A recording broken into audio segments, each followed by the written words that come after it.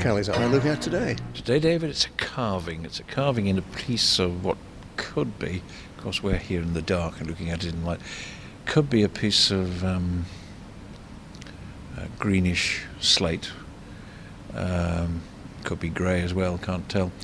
And in the corner it looks like a cross between a swan, a liver bird and a chicken sitting on a nest. There's a 3 legs of man on it, isn't there? Yeah, and there's a Viking ship with a sort of cross of St George on or whatever. In fact, the Viking ship, if you look at it, looks like a bit of a dragon going along. Anyway, we shouldn't despair. We're looking at a plaque, and the plaque has Archibald Knox style writing, which therefore means it's hard to read, or can be hard to read.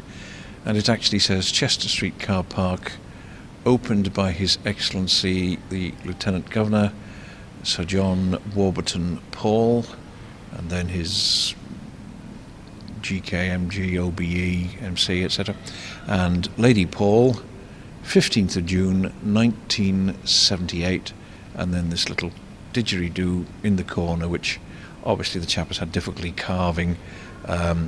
And what looks like a swan on a nest is really the eagle and child, and then beneath it says, "Please do not feed the pigeons." Do you recognise the designer's work there? Who might have done that? Well, as the Department of Local Government Board, I think we're involved. The Local Government Board, not the Department of Local Government Board, were involved. I would very much imagine that the late Ronnie Fell probably designed this. He, I'm fairly certain, designed the one in the entrance to Government Office, and indeed I would suggest to the police station. Yes. The car park itself, I'm scratching my head and thinking, I've got an idea that something like Overroop, the international engineers, designed the car park. It wasn't a firm of architects. And of course Douglas Corporation had a great involvement. They purchased all the land. Hard to remember the street now, but I mean, it's called Chester Street Car Park, but in fact it was facing, or it takes its entrance off Wellington Square. So you had Wellington Square, you had Chester Street, Wellroad Hill. Wellroad Hill, going up the side, Edward Lane, Frederick Street. Very narrow little lanes, really. Well, they were, yet there were houses, on both sides going off, and quite a community here. So the whole lot were bought by the corporation over a period of years. I mean, they were buying them from the mid-60s easily, and some ended up being bought by compulsory purchase. In fact, I think Mr. Bossendover's garage, if you remember, that was one of the last buildings to be acquired. The whole lot was demolished. They came across several wells underneath, and then, of course, construction work started. Now, can you remember who built it? No. I think it was the firm Myton. Myton also built Victory House, which was similar period, right. or it was another firm within the Myton group, and they constructed its reinforced concrete and upstairs.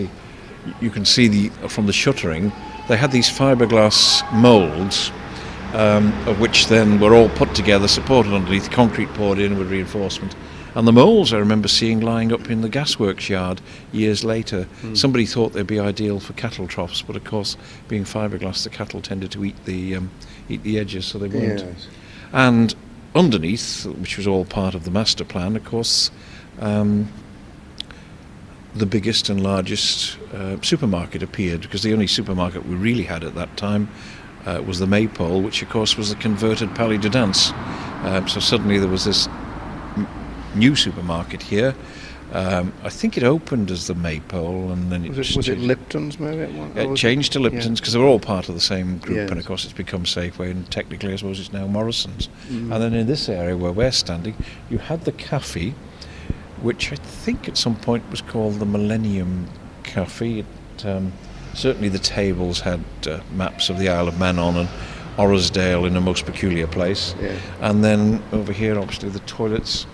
And I think that was a bookies in the corner. It appears to be or have been a cop shop or something of recent times. I have to say it's actually brighter now, because it was just the concrete before. They've painted the ceiling white, and the pillars are cream and brown. Actually, what they need is a black line between the two, and then I think you've gone back into most of the schools in the Isle of Man, which had these walls of a brown dado and cream above.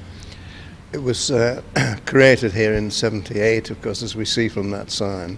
We've been doing this program since, 1983 or whatever it is. How's it taken us so long to get around to talking about this important area here? Couldn't find a place to park.